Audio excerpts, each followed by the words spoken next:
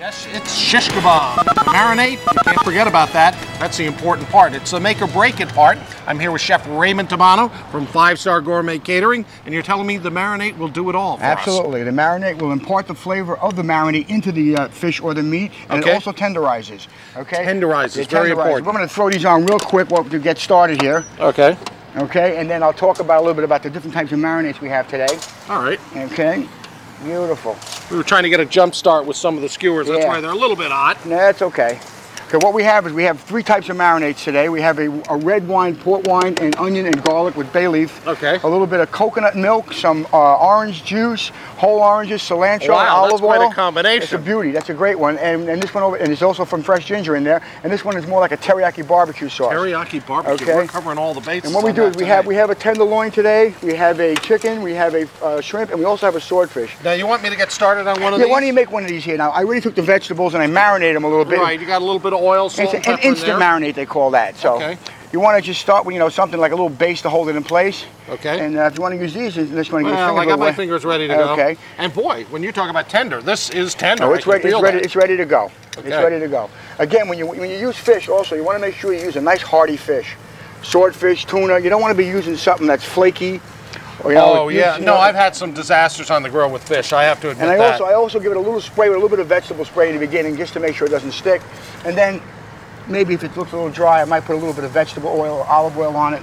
Naturally, everything's seasoned. Okay. You know what I have for you here, Matt? Too. I have a nice little top here for you. What I did was I took some. Okay, one more here. I took a little scallion and I put it in some ice water and sliced it up, and makes like a little hat for the top. You see? Looks like a little hat for the top. You want to get like that. Yeah, very colorful. A little bit of salt and pepper. Bada bing, bada boom, and here we go.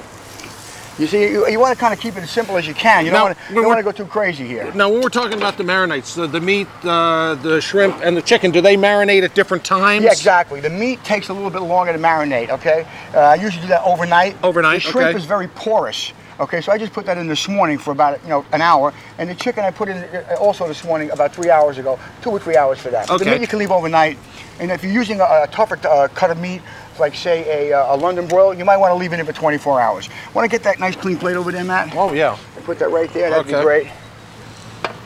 Voila. And what I usually do is I don't go crazy too much. I just take some nice homemade potato salad. All of our salads at 5-Star Gourmet Catering are all homemade salads. Okay. Okay, I just don't want to go too nuts with it, so I usually just serve with a little bit of that. There's a spoon right there. Okie doke. By the way, I wanted to tell you about these skewers over here. Actually, I've been looking at this, folks. We have the wooden skewers instead of the metal ones, but you've got them soaking in water. I got them soaking in water because what happens is if you put them on the grill, they're going to burn.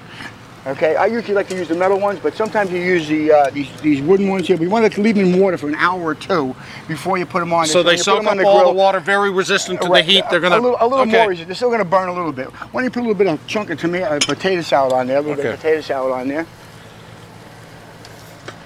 Bigger chunk than that? Will I want to go with? Oh yeah, this is a big plate. Put some on there. There you go. That's it. Having fun. We're going to serve it family style today. Okay. Now you got to watch these. I mean, the shrimp are going to go first, right? They're almost ready.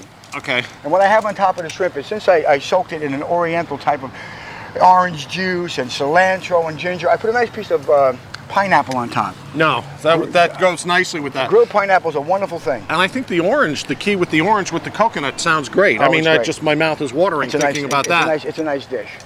It's a nice dish. Now, which is going to go first? So the shrimp go first, and then the fish come next, or the chicken come next? The chicken should come next. The fish is a little bit thick, so I'm going to leave it on there a little bit longer. Okay.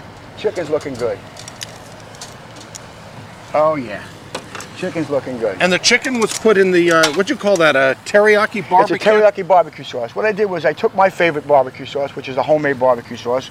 As I said, all the 5-Star sauces are homemade. Is that a Texas-style barbecue? Yeah, and I added some oriental products like sesame oil, rice wine vinegar. I put some soy sauce in it, a little bit of hot sauce, a little bit of sugar.